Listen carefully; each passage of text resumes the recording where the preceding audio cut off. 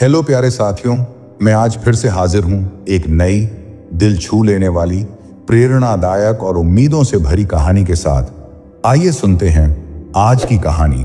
क्या आपने कभी महसूस किया है कि जिंदगी अचानक रुक सी गई है, जैसे हर रास्ता बंद हो गया हो और आगे बढ़ना नामुमकिन लगने लगे।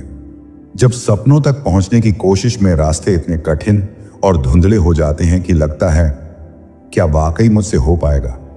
उस पल में हम हार मानने की सोचने लगते हैं। लेकिन ठहरिए, क्या सच में मुश्किलें इतनी ताकतवर होती हैं, या फिर हमारी हिम्मत, हमारा जज्बा उनसे कहीं ज्यादा बड़ा होता है?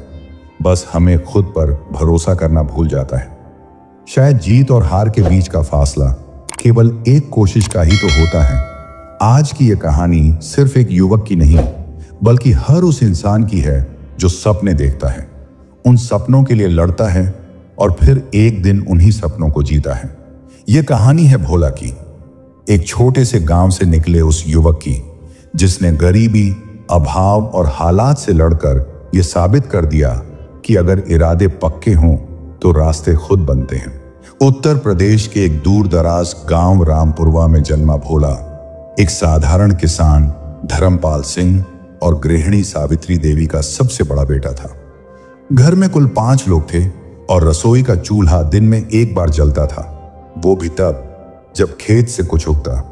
भोला बचपन से ही अलग था, दूसरों से चुप, लेकिन भीतर ही भीतर कुछ बड़ा सोचने वाला। जब उसकी उम्र के लड़के खेतों में लाठी घुमाते या तालाब में तैरते थे, भोला गांव के बूढ़े हरिया काका के पास बैठकर कहानियां सुना करता। अब्दुल कलाम की, स्वामी विवेकानंद की और भगत सिंह की। हरिया काका अक्सर कहते, भोला बेटा, हालात अगर तुम्हारे खिलाफ हैं तो समझ लो कि ऊपर वाला तुम्हें बड़ा बनाने में लगा है। भोला को यह बात अंदर तक छू गई थी। किताबें नहीं थीं, लेकिन ज्ञान का भूख थी।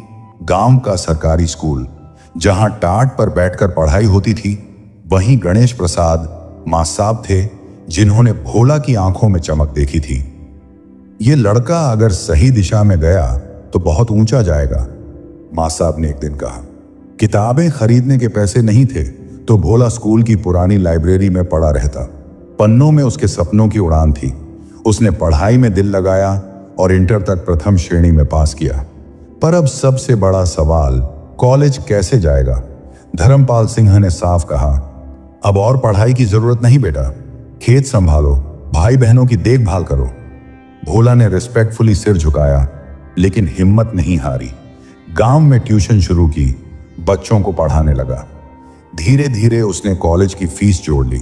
जब वह शहर पहुंचा तो एक नई दुनिया सामने थी। चकाचौंध, शोर और अकेलापन।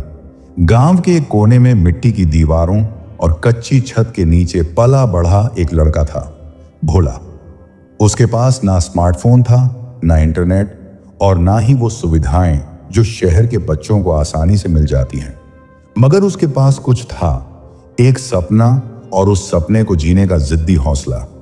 धर्मपाल सिंह और सावित्री देवी के इस बेटे ने बचपन से ही संघर्ष देखा था। जब दूसरे बच्चे खेलने जाते तब भोला खेतों में अपने पिता के साथ काम करता। उसकी पढ़ाई में सबसे बड़ा सहारा थे गांव के बुजुर्ग हरिया काका, जो अक्सर उसे समझाते, बेटा, हालात चाहे जैसे हों, अगर नीयत और मेहनत सच्ची हो तो मंजिल जरूर मिलती है। जब भोला कॉलेज पहुंचा तो उसे समझ आ गया कि असली मुकाबला अब शुरू हुआ है। शहर के छात्र हर तरफ से आगे थे, अंग्रेजी में, तकनीकी ज्ञान में और सुविधाओं में। लेकिन भोला ने हार नहीं मानी। दिन भर कॉलेज की क्लास में ध्यान देता और रात में रमेश भाई के रेस्टोरेंट में वेटर की नौकरी करता। वो थक कर चूर हो जाता, लेकिन उसका सपना उसे हर सुबह फिर से उठा देता। परीक्षा के वक्त वो जागकर पढ़ाई करता, घंटों घंटों लाइब्रेरी में बैठा रहता। उसके साथ पढ़ने वाले दोस्त कविता, राजन और इमरान भी उसकी लगन देखकर हैरान थे। प्रोफेसर सुधांशु मिश्रा ने एक दिन कहा, भोला, तुम्हारे जैसे छात्रों पर देश को गर्व है। कॉलेज के अंतिम वर्ष में भोला ने एक राष्ट्रीय प्रतियोगी परीक्षा देने का निर्णय लिया। हजारों छात्र थे उस परीक्षा में, लेकिन भोला जानता था कि यह उसका मौका है।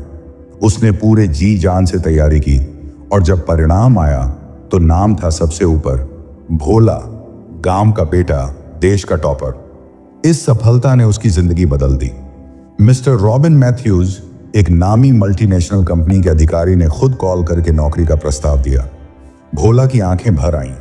ये न केवल उसके लिए बल्कि उसके पूरे परिवार और गांव के लिए गर्व की घड़ी थी। अपनी पहली तनख्वाह से उसने गांव में अपने माँ बाप के लिए पक्का घर बनवाया। और यही नहीं, उसने गांव के बच्चों सोना, चंदन, मीरा और शिवा के लिए एक पुस्तकालय भी बनवाया ताकि वे भी सपने देख सकें और उन्हें साकार कर सकें। अब भोला सिर्फ एक नाम नहीं, एक प्रेरणा है। उसने साबित कर दिया कि अगर इरादे बुलंद हों तो रास्ते खुद बन जाते हैं। भोला हमें क्या सिखाता है? कठिनाइयों से घबराना नहीं चाहिए। सीमित संसाधन कभी भी सपनों को सीमित नहीं कर सकते। अगर भोला जैसा लड़का जो मिट्टी के घर से चला था आज अंतर्राष्ट्रीय मंच पर अपनी पहचान बना सकता है, तो हम और आप भी कुछ भी कर सकते हैं। हर अंधेरी रात के बाद एक उजली सुबह जरूर आती है। अगर आपको यह कहानी प्रेरणादायक लगी हो तो इसे लाइक करें, अपने दोस्तों तक शेयर करें और चैनल को सब्सक्राइब करना ना भूलें। मिलते हैं अगली कहानी में, एक और संघर्ष, एक और सफलता के साथ। धन्यवाद।